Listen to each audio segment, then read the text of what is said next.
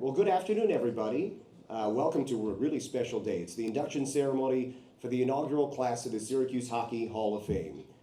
It's my honor to be here today in what is a real special day in the city of Syracuse. My name is Lucas Favalli. I'm the broadcaster for the Syracuse Crunch. The establishment of the Syracuse Hockey Hall of Fame was long overdue. Hockey has a rich history in this city, here in the city of Syracuse. Its roots in professional hockey stretch back nearly a century with the arrival of the Syracuse Stars in the International Hockey League in 1930. Later, the Stars would win the very first Calder Cup in the then International American Hockey League. The Syracuse Hockey Hall of Fame will honor those people who have made an impact on the game of hockey in Syracuse, both on and off the ice at the pro and amateur levels, as the city has cemented itself as one of the key places in the hockey landscape. Now, as you all know, Slapshot, arguably the most iconic hockey movie of all time, was shot in this building. It's only fitting that the Syracuse Hockey Hall of Fame is located here. Today, we will honor the 5 members of the inaugural class: Brian Elwell, Alan Taylor, Ed Kochian, Howard Dolgon, and Scott Walker. These 5 individuals have played a critical role in what is becoming and has become a flourishing hockey market. And with that, I'd like to now bring up Ed Kochian, the former Deputy County Executive here in Onondaga County, to introduce our first inductee.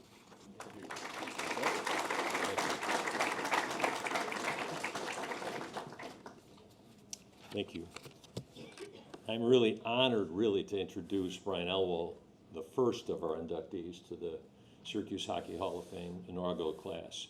Some of you know a lot about Brian. I'm going to tell you a little bit in the time I have allotted, a little more than maybe some of you know, but he came from outside of Montreal, Quebec province, French Canadian. So Coach Bouchard, I haven't met a French Canadian or watched one on ice that isn't tough as nails. So Brian lived up to that. He came to Syracuse in the late 60s, playing for the Syracuse Blazers of the Eastern League. So he played 4 seasons, 234 games, amazingly 225 points, so almost averaging a point per game in 4 seasons. In the 69-70 season, 87 points in 72 games, so more than a point per game. In the 72 playoffs, 16 points in 17 games. So he was quite the scorer and assist man. And after leaving the Blazers as a player, he was an assistant coach from 73 through 74, and became a restaurateur in Syracuse, very well known, the dark room, and the most important thing to us is he was very instrumental in the Ice the Future program and group that went about wanting to bring hockey back to Syracuse. And I can tell you, having worked on that with Brian and others, it was so helpful to have somebody that really had been a professional player to be part of our team, trying to attract a team to Syracuse. In addition, of course, Brian was playing hockey almost to the end of his life. He played for the Gray Wolves, and we got a good group of Gray Wolves right over here. I think they're all still out there on the ice from time to time. I used to see them at the Skinny Atlas rink after practice, and they'd always have this giant box of donuts. And I said, I may have to take up this sport. The other thing that was critical was two things. He loved fishing. He was an avid fisherman. I'm sure Diane ate some of the stuff he caught, but and he was active on the on-center board at the time we were trying to attract our team.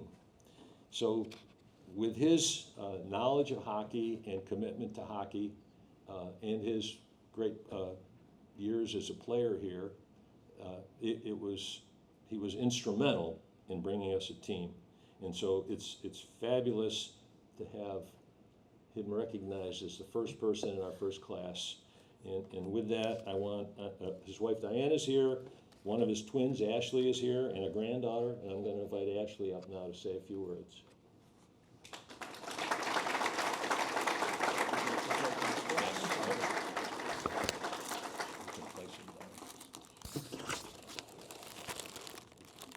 Well, Ed captured it well. Sorry. Oh, Sorry, we're doing. I love first. that. You want to just take a photo first? Oh, photo first. Sure. We'll get better as we go Yeah, along. right on the, sorry, on that marker. On the blue one.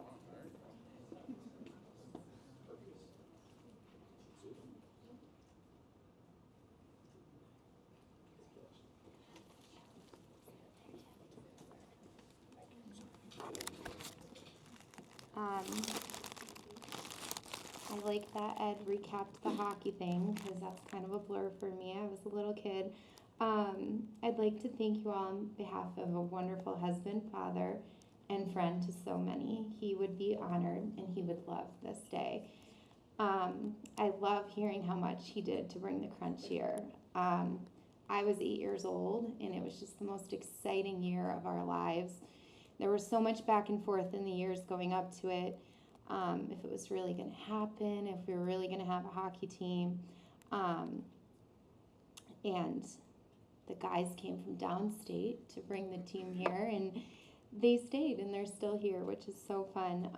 And for my dad, he loved hockey, he loved watching hockey, he loved all sports and fishing, but this team was more about people and the sense of community that it brought to a city that he ended up in and never left because he loved it so much. So thank you so much for this honor. We wish he was here, but we know he's so happy looking down. And that his favorite daughter and favorite wife are here to accept him. My other sisters are out of town, but they appreciate it too. Thank you.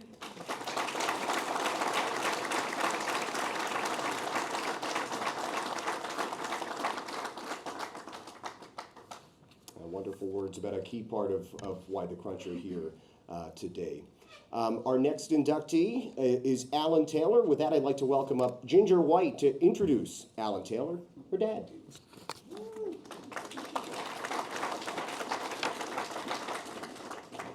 I'm short. Hi. Ladies and gentlemen, esteemed guests, and fellow hockey enthusiasts. I stand before you today with immense pride and joy as we gather to honor a truly remarkable individual. It's certainly not every day that one gets to induct their own dad into the Syracuse Hockey Hall of Fame.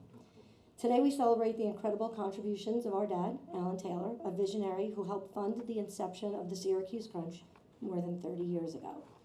Growing up, my brother, Steve, and I shared countless cherished memories with our dad, cheering on the New York Islanders throughout the 80s when the team was good. Not so good now. Little did we know that these early experiences would ignite a lifelong passion for hockey that would shape our adult lives in ways we just could never have imagined. Our dad was, and still is, a pioneer in the sports public relations industry. As kids, that meant we got to do a lot of cool things, like go to boxing matches that were way more exciting than last week's Tyson fight. His client roster was impressive, from MasterCard to General Mills to Gillette. He was the brain power in so many iconic sponsorship programs.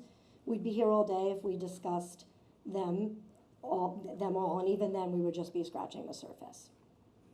When our dad first told us about the idea of the Syracuse Crunch, we were naturally kind of nervous. However, we also knew that anything Dad and his business partner Howard, worked on together was destined for greatness. Their combined dedication and vision, along with the astute business acumen of our dear Vance, ensured that the Crunch not only hit the ground running, but glided seamlessly onto the ice, carving their legacy in the world of hockey. Our dad attended the very first Crunch game, played a behind-the-scenes role in its creation, and since 1994 remains one of the team's general partners.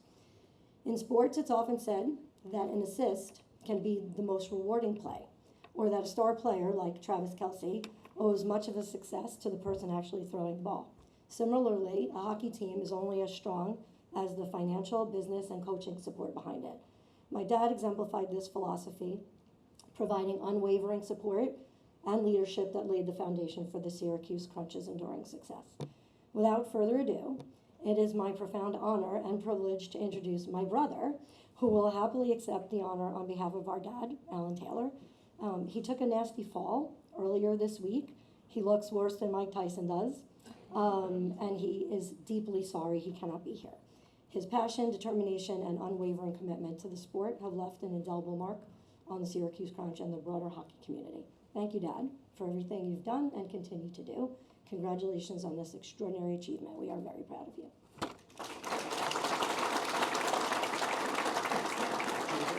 You want to present this, hold that? Hold that. Jim, if you want to hold the plaque. Yeah. And you can take a photo right on the table.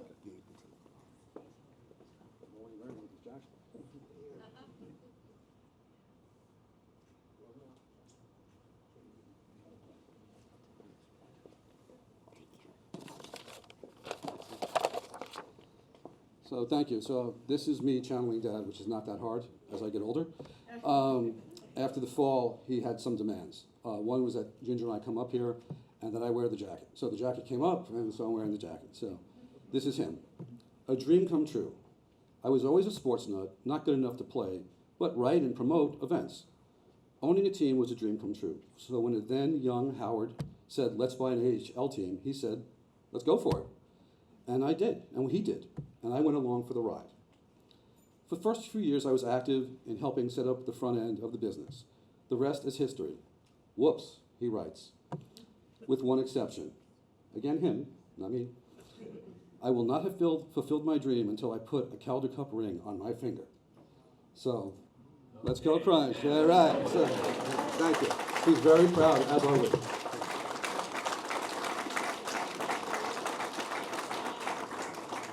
It's coming, it's coming. We know it's coming one of these days, for sure. We're looking forward to all of that. Well, great to have those words said here today. To keep us moving to our third honoree. Today, our third honoree is Ed Kochian. Please welcome his daughter, Lauren.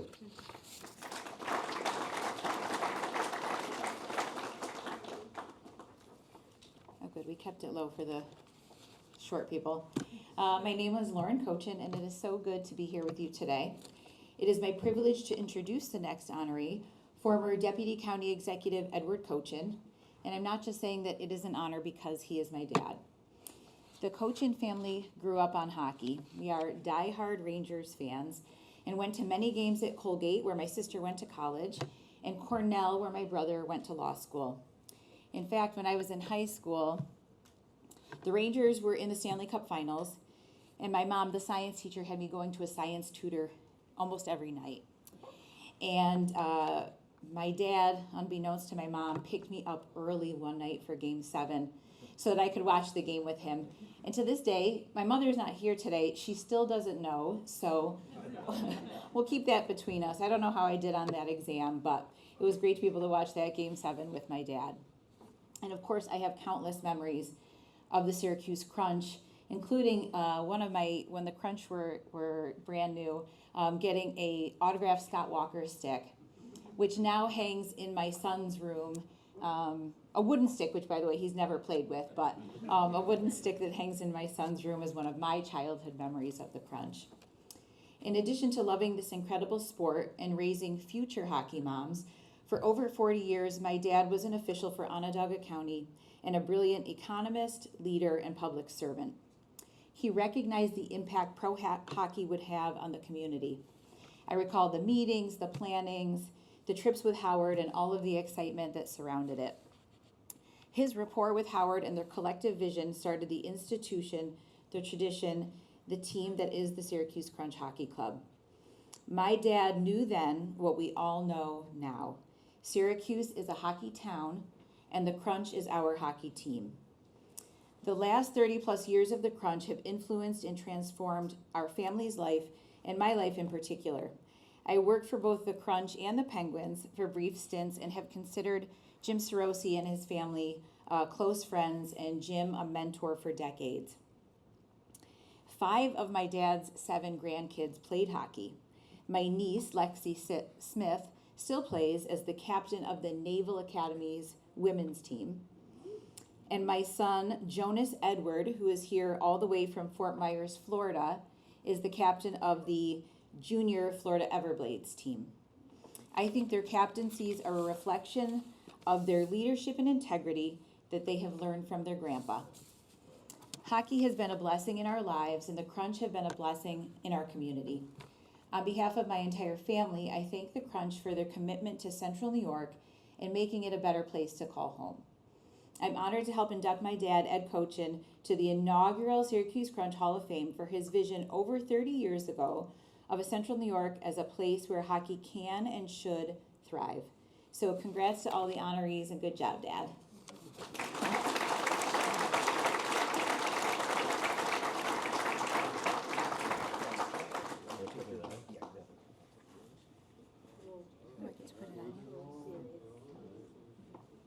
I don't want to be the first one. I'll do this. Got it? Oh, yeah.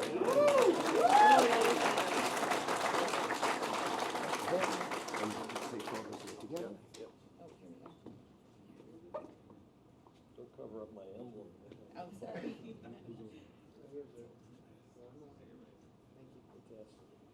may take that. And if you want to take just, Scott, do you want to get just a photo with him as well, by himself? Just to get on that part.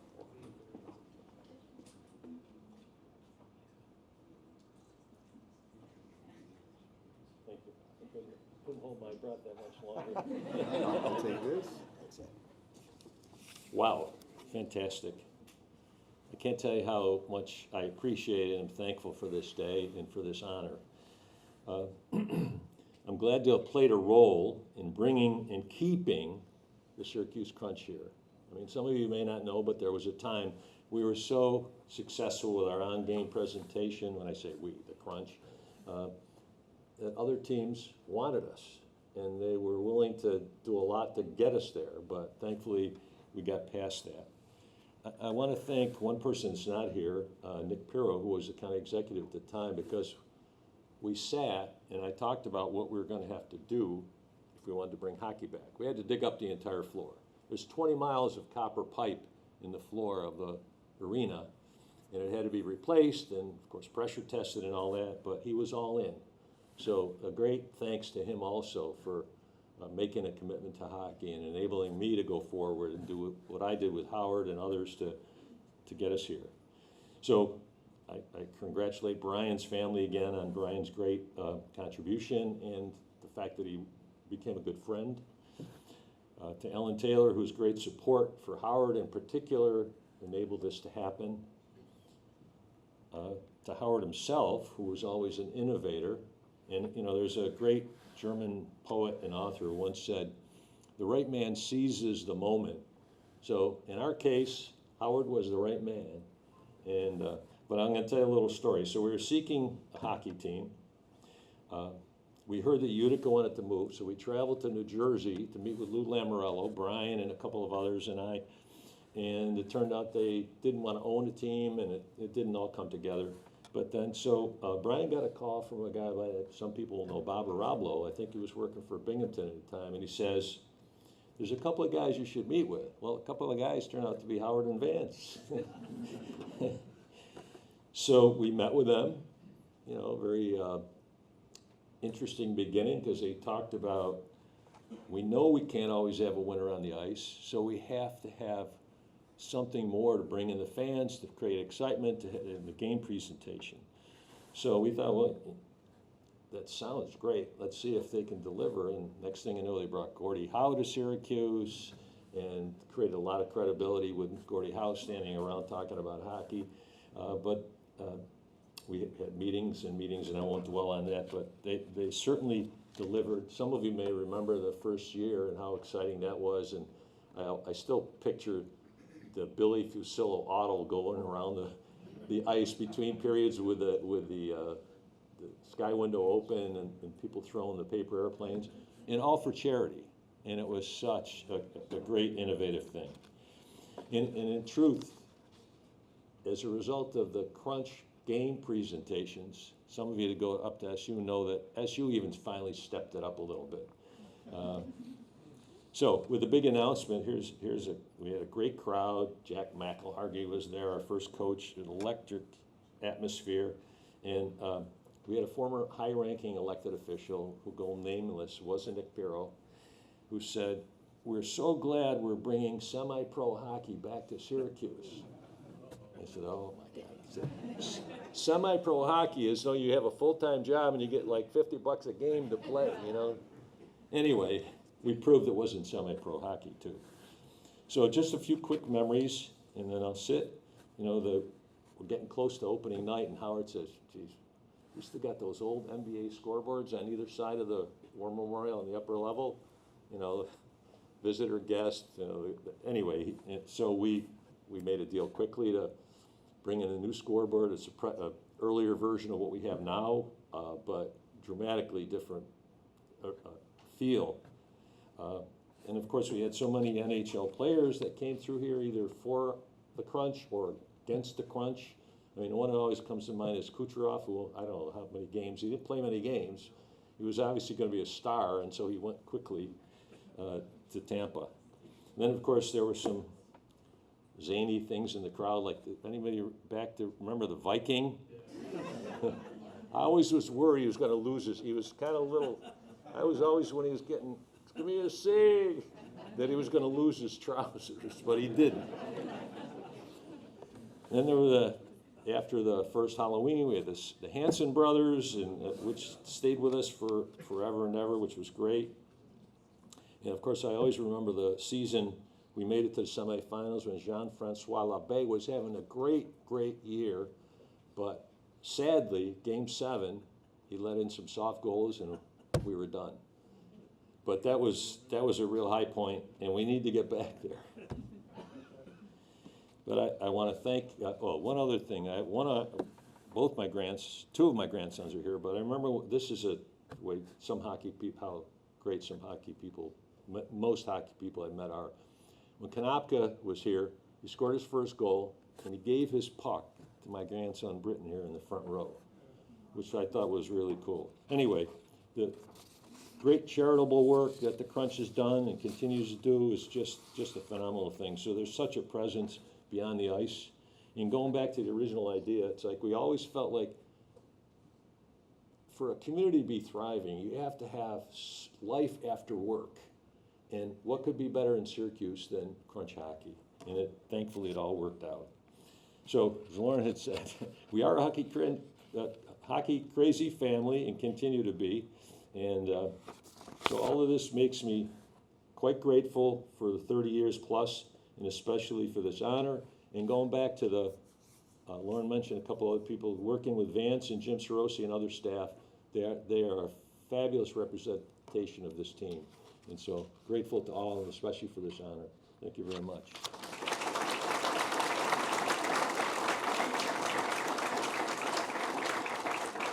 Thanks, Ed. I mean, you said at the start, there's no doubt you're a big part of the Crunch family, so it was very appropriate for that moment there. Moving on to our fourth inductee today. Our fourth inductee is Howard Dolgon. To introduce him, here are his sons, Garrett and Connor.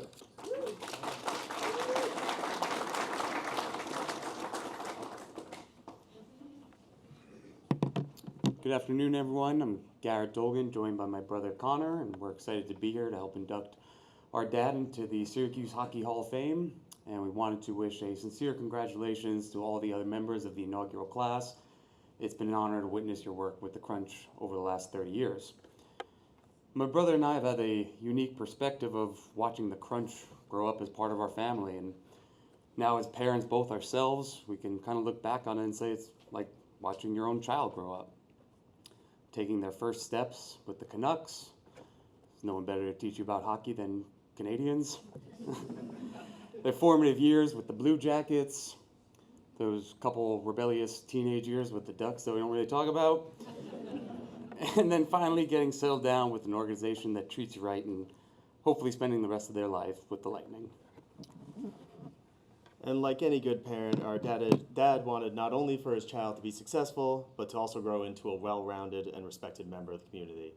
Our dad and the amazing coaches, players, and the staff, many of whom have become like family to us throughout the years, have built the Crunch into a top-tier hockey organization and so much more. From day one, our dad has been dedicated to making the Crunch not just a sport and entertainment option for the people of Syracuse, but also a part of the fabric of the community. By partnering with local organizations and schools and producing events and spectacles for the community to rally around, he has done just that. Our dad has taken the dream of a boy from Brooklyn and made it a reality. And for that, we know he is tremendously proud and grateful to everybody, especially the fans, who has played a part in this enduring success the last 30 years. And we think our dad is an example of what it means not just to dream, but to actually pursue your dreams. Before the crunch arrived, they called this town a hockey graveyard. 30 years later, it's a hockey boomtown. And all because our dad did not just see the challenges that may lie ahead and ask why, but saw all that could be and asked, why not? Dad, we're proud of you and the legacy you and the Crunch have left in Syracuse for the last 30 years, and we hope it continues to inspire the community for the next 30 years. So with no further ado, please join us in welcoming our dad and president of the Crunch to the stage. All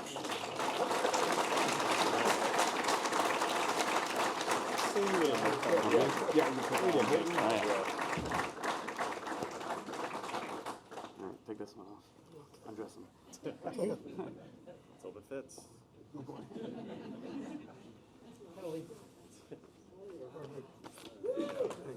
I have a picture right here. Go to the block room. I can take the jacket.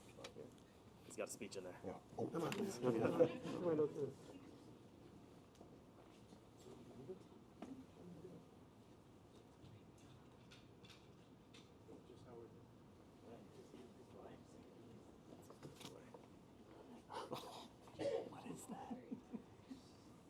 These are the notes if anybody can read it.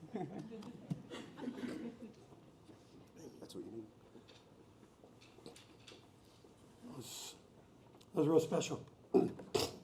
Now, if I can only read my notes, which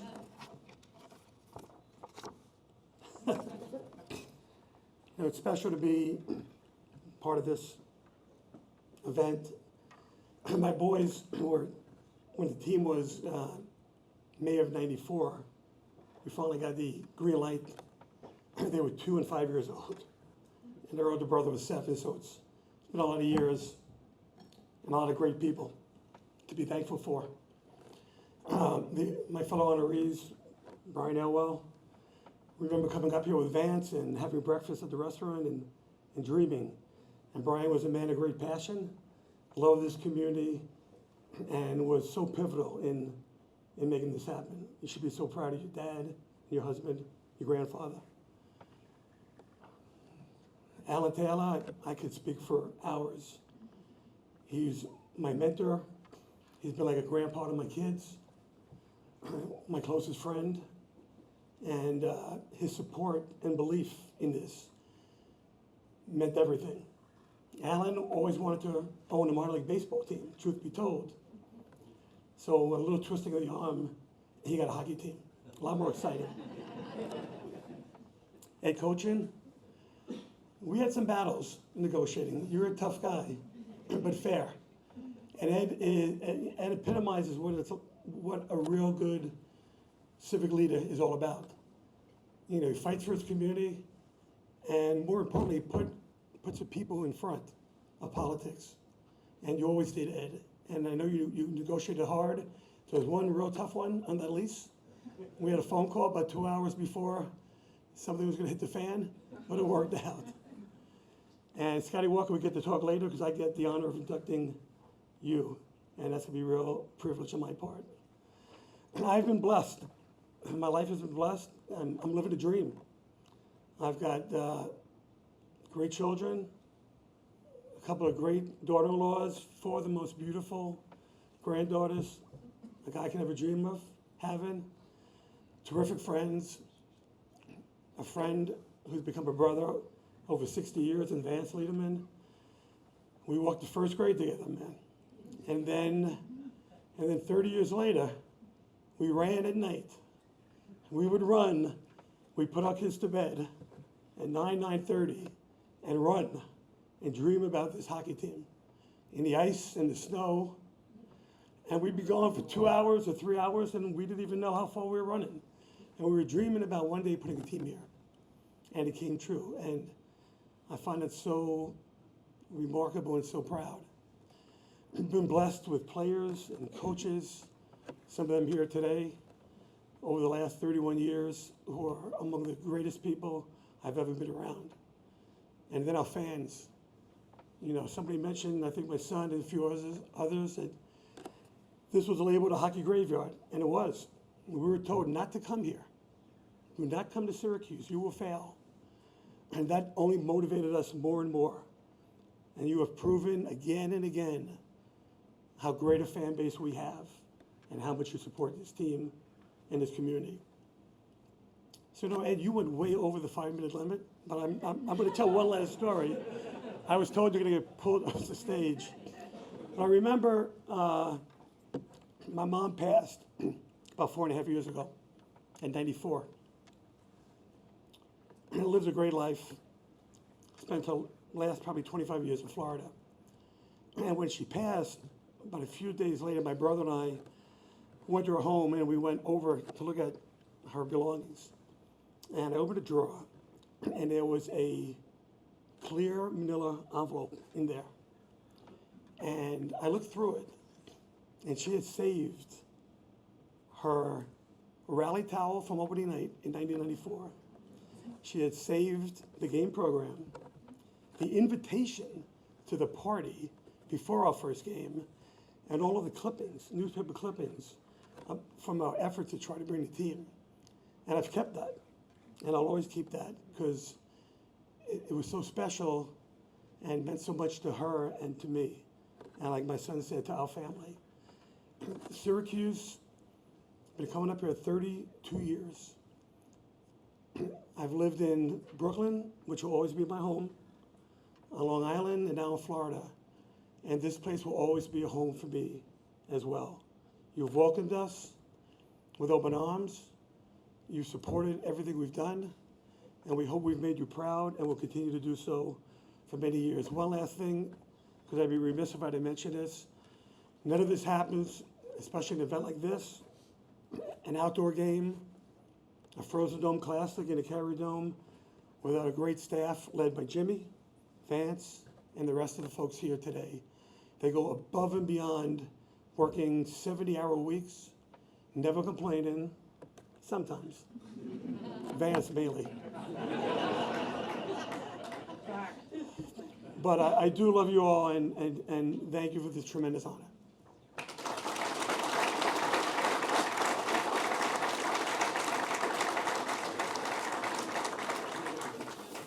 Thanks, Howard. And it is a pleasure to get to do it all the time. Those 70-hour weeks, that's a lot of fun. We do complain, though, sometimes. Every once in a while, we will complain. Mainly the 3 and 3 weekends. That's what I complain about, 3 games in 3 days. But Howard has no control over that, so I can't gripe with him on that one. All right, our final inductee of our inaugural class is Scott Walker.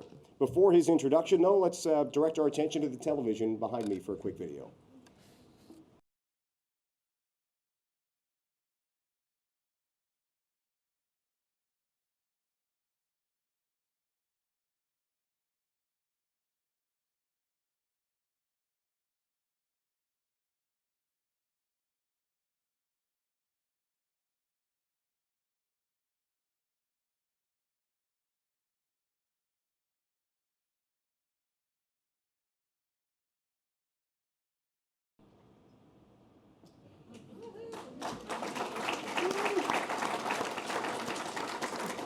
With that, I'd now like to welcome Howard back up to the stage to introduce Scott Walker. Thank you.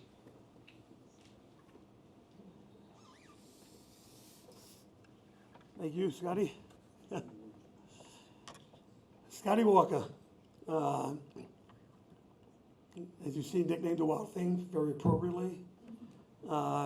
We could not have asked for a better role model for our franchise in 1994 than Scotty Walker. He epitomized this town. Blood and guts, hardworking, 5'10", maybe, 180 pounds, would intimidate players 6 inches taller and 50 pounds heavier. Was a real team player. And, was a real community guy who had time for the fans, had time for our corporate partners, and led his team by example. But Scotty went on to have quite the illustrious career in the NHL. Scotty played 829 NHL games. 829, think about it. Vancouver, Nashville, Carolina, and finished his career with the Washington Capitals. I'll tell you a funny story about Scotty. I remember this. Scotty played the first full season, had about 300 plus penalty minutes, and close to 70 points as a defenseman, as an undersized defenseman, which he played in junior. In year 2, the Canucks started to convert him to a right wing. He was a great skater, tenacious on a forecheck. Spent most of that second season in Vancouver. Came down, led us in the playoffs with 17 points in 16 games as we reached the conference finals. Came down with an attitude, not that he was upset about being back in the minors, but an attitude that he was going to help his team flourish. That's the way he played. That summer, I was in the office. Scotty came in, as he came in often, to talk to the staff. Treated everyone the same way. Enthusiasm, with a smile. Looked at his knuckles. They were twice the size, bloody and swollen from giving beatings to quite a few Binghamton Rangers at the time. And Scotty was a little sad, and I said, well, what's up, Scotty? He said, yeah, I'm probably going to be back in the minors next year. And I said, Scotty, we love you, and we'd love to see you. You would never play another minor league game. We had that conversation. And then he played another 800 plus games in the NHL. A great example of grit, determination. This was an undersized player at a time when the league was filled with pretty big guys. He stepped away from no one. He played the game the right way. And again, our fans embraced him as he embraced them. He was what Syracuse is all about. So Scotty, it is a great pleasure that you were the first player inducted into the Syracuse Hockey Hall of Fame.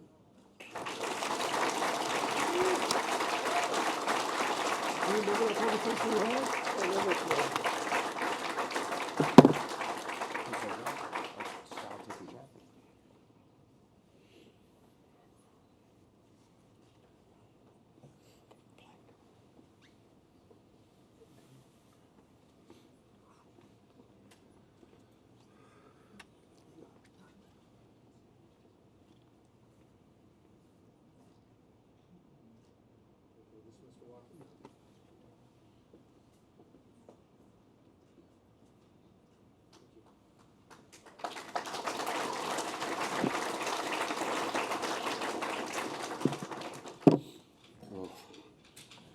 You'll find out I was a better hockey player or fighter than I am a speaker, so it's obviously a huge honor.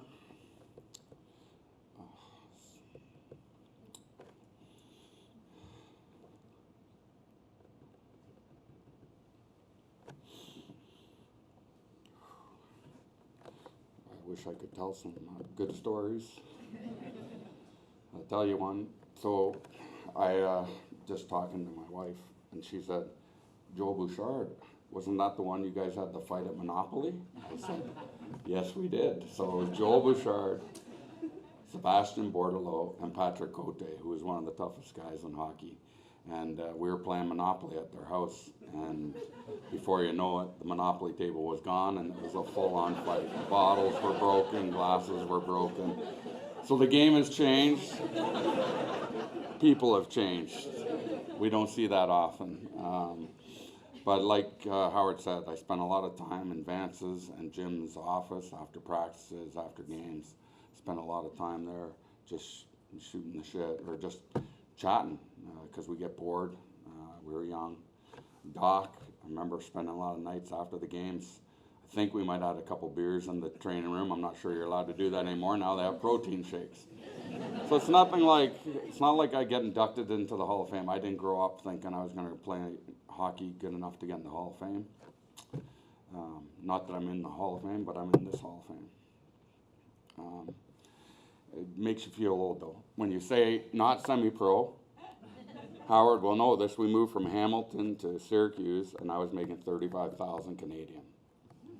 Transferred over at probably was 50 cents on the dollar. Who knows? So it was pretty much semi-pro my first year here. For 330 minutes and penalties, I took a lot of beatings for 600 a week, but it definitely made me who I am. I always say to people I wouldn't be the person or the player I was if I didn't come through Syracuse. And then the young lady over here telling that she has a wood stick of mine makes me feel old. They're like firewood now. Probably can't lift them. And that playoff game you were in was against my team, Vancouver. Well, it was our team when we got called up the next year. So great for you guys, terrible for us. And I think it was to your son. We have a place in Fort Myers. I spend a ton of time. I watch the Everblades East Coast League team, but now I'll have to make it out to watch some of the junior teams. So it's exciting to hear hockey's growing. And as we talk about hockey growing in Syracuse, and hopefully we were all a small part of it, there's a girl from my hometown that plays at SU. So pretty cool. Many years later, we have people coming from Cambridge to play up there.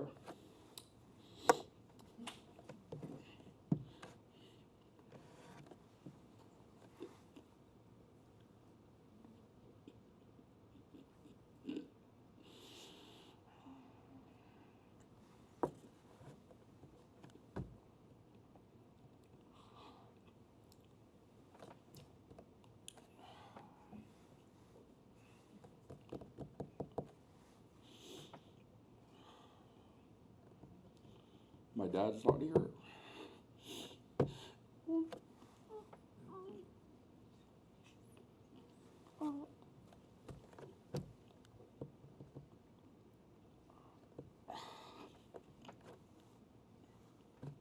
And he made me who I am. I wish you could see this.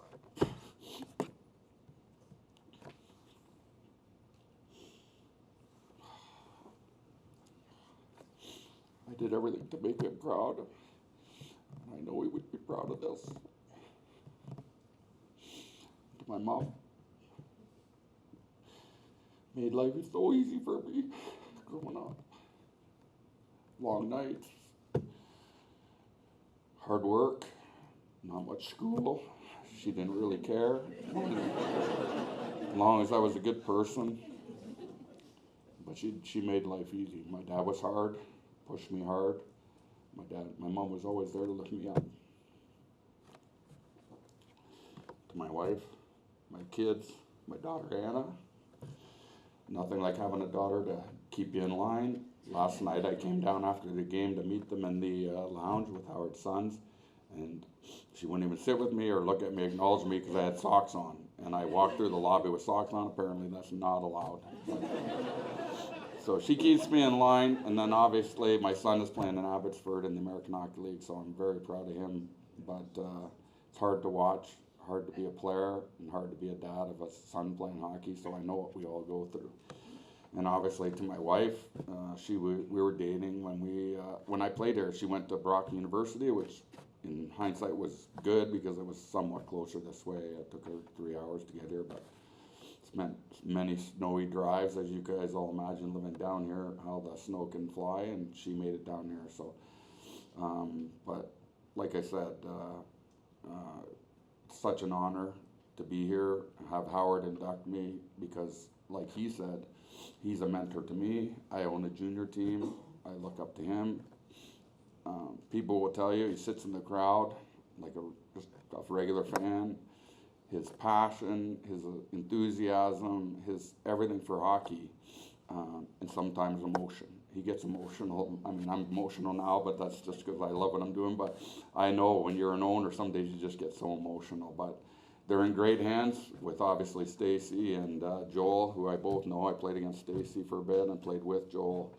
It was a great honor to play in a great league and make great friends. But like I said, it's nothing like I'm probably not as good of a player as all those guys you name. My friends and wife and daughter were also saying, "You're going into my daughter mostly, but you going in the Hall of Fame? Didn't they have Kucherov and Vasilevsky play there?" I said, "Yeah, I'm just a lot older than they are." So they keep you on your toes. But like I said, if the Hall of Fame wall means anything, and it means people that cared about being here in Syracuse and cared about being a Syracuse Crunch and was passionate about it, then hell yes, I deserve to be on that wall.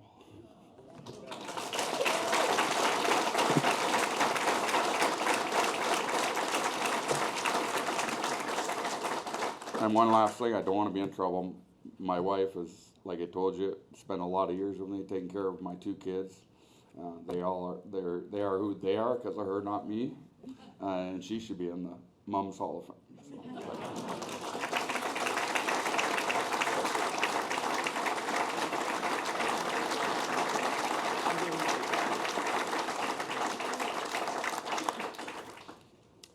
Well, Scott, you certainly made this city proud over the years, and well-deserved recognition here, and well-deserved that you are the first Crunch player in the Syracuse Hockey Hall of Fame, no doubt about that.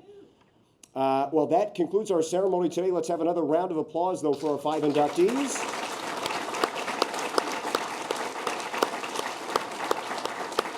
Brian Elwell, Alan Taylor, Ed Kochian, Howard Dolgon, and Scott Walker, the inaugural class of the Syracuse Hockey Hall of Fame. We're looking forward to recognizing these 5 individuals again prior to our game tonight.